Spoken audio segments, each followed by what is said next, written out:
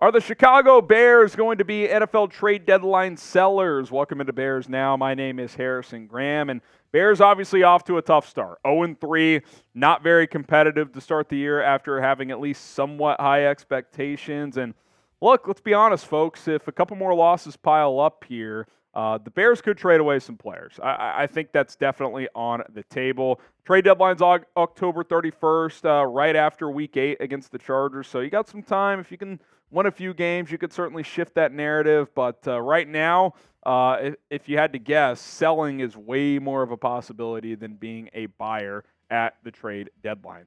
What do you guys think? Can the Bears turn their season around? Type Y for yes, type in for no. It's been a tough couple of weeks, but you want some optimism?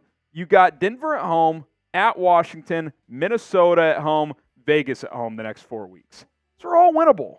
Now, they're all losable when you've lost 13 in a row, but not completely dead yet. You lose this week, you're cooked. But, yeah, that's, it starts on Sunday, one play, one game, one quarter at a time, all that good stuff. But hope is dwindling. You got to win Sunday if you want to get this thing back on track. All right, let's dive into some trade candidates here. We'll start with Darnell Mooney, the fourth-year receiver who's currently slated to be a free agent after this year. And look, there's just not much going here, right? 4 catches, 53 yards on 8 targets, and I think 3 for 53 in the opener, and then you had 1 catch for 0 yards in the second game. Only 1 target last week. I mean, he's not even involved. Since week 1, he has not been involved at all, and I get it. You're not playing well. You got DJ Moore, Claypool, Komet, other guys you're trying to get the football to, but, like, he's not even a part of the game plan, it would appear right now. I like Darnell Mooney a lot. I think he's a good player, but it's one of those things. You're like 2-6 at the deadline, and you can get a middle-round pick for him. I mean, I definitely think that's a possibility if you're Ryan Poles and the Chicago Bears. Hopefully he gets going. Hopefully this team gets going, but he just has not even been a factor. Jaylon Johnson. This is the tricky one for me. The fourth-year corner. Same draft class as Mooney. Obviously, the big question coming into the year, Mooney, Johnson, Cole Kmet, Claypool. Who's going to get an extension? Who are they going to wait and see on? Kmet was the only one to get one before the season. But Jaylon Johnson, I think, has been pretty good. He's been targeted 11 times and has only given up 5 receptions on those targets. He's given up less than 50% completion percentage, 57.4 passer rating when targeted, 1 breakup, has a forced fumble, doesn't have a pick, but he's not getting thrown at a ton. I would pay Jaylon Johnson. Like, I know some of you would probably say, trade him for like a second, get more capital, and I'm not closed off to that idea, but you need good players, like on this team. How many players can you honestly sit here and say, be honest, looking into the mirror and be like, yeah, this is a good player? I mean, it's like DJ Moore, Cole Kmet, Jaylon Johnson, Tremaine Edmonds, Eddie Jackson, maybe when healthy, TJ Edwards, maybe. Like, you don't have a lot of really good players. Jaylon Johnson's one of them, so I would keep him here. But look, again, if you keep losing and if the contract negotiations aren't in a place that you're comfortable with, get a second-round pick. A team like Dallas calls after losing Trayvon Diggs, like, hey, we'll throw you a second-round pick. You at least have to consider that. At the same time, I would prefer keeping him, but we'll have to wait and see. Pick one to trade. Who are you shipping out of town? Type DM for Darnell Mooney, JJ for Jaylon Johnson.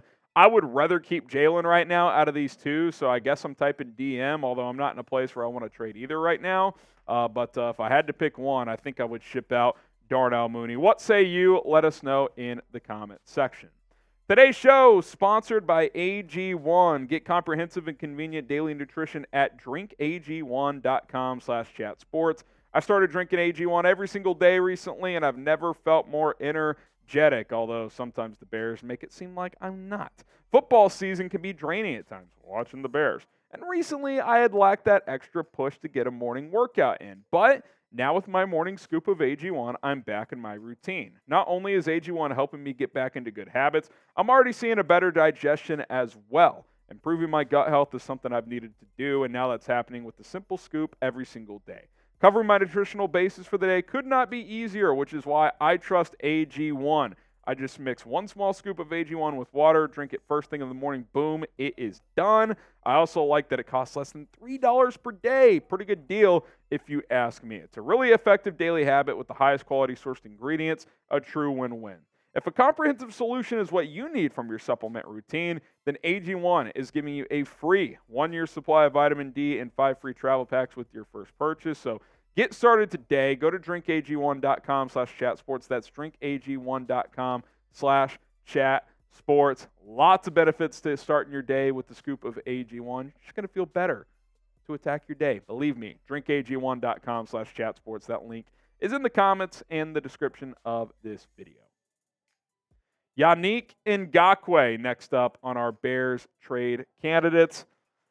This one makes sense when you really think about it. He's been okay so far. Had a sack in week 1, a couple quarterback hits, couple TFLs. He also missed a couple sack opportunities against Baker Mayfield there in week 2. The reason this makes sense is Ngakoue is on a 1-year contract.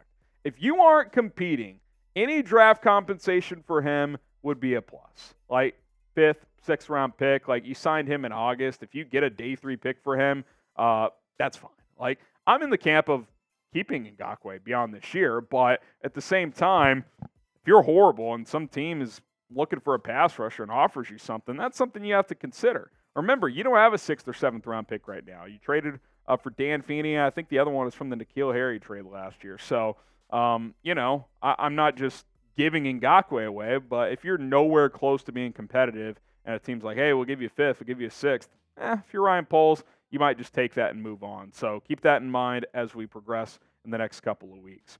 Now, hopefully that doesn't happen. Hopefully things get back on track starting on Sunday as the Chicago Bears host the Denver Broncos at Soldier Field. We'll be live at 10:45 a.m. Central Time, Bears versus Broncos. Live watch party, full pregame show leading up to noon kickoff. So join us for that and stick around throughout the entire game. Let's talk D'Onta Foreman now, the running back who signed this offseason and, well, just has not been a factor. He's been a healthy scratch the past 2 weeks. He was active in week 1. We have not seen him since. I do wonder if a team could trade for him, though, because last year with the Carolina Panthers, he rushed for like 900 yards. He was very, very good, and the bottom line is I like the signing, but he just hasn't fit in for whatever reason. I think part of that is Jaylon Johnson's just better, but are the Bears giving him a proper chance? I don't know. The point is he's kind of in that category of you'd probably take anything for him because you're not playing him. But if there's some notable injury between now and then at running back, then Foreman could be a guy you could get a late-round pick for maybe. Chase Claypool next up here. And, Chase Claypool. Been patient. I wanted to give it time. But the bottom line is you just have not gotten production here. In 10 games, he's been targeted 43 times. It's barely 4 a game. He's only converted on 18 of those with catches. That's less than 50%. Less than 200 yards and a touchdown, which he had in week 2. Underwhelming would be an understatement here. You traded a 2nd-round pick for him, which ended up being the number 32 overall pick. So most years, it's the last pick of the 1st round, and you've gotten next to nothing. That's been very underwhelming. I don't even know what you'd get for Claypool, if I'm being honest, but you've taken the L on that trade. Barring a unbelievable turnaround here, you have taken the L on that trade when it comes to Chase Claypool. So I think he's someone you could definitely try to flip at the deadline if things continue to trend south for this football team. So those are 5 names to monitor as the Bears could be potential sellers here in a few weeks. Grade Claypool's tenure with the Bears. Oh, it's ugly. Type U for ugly. A, B, C, D, or F.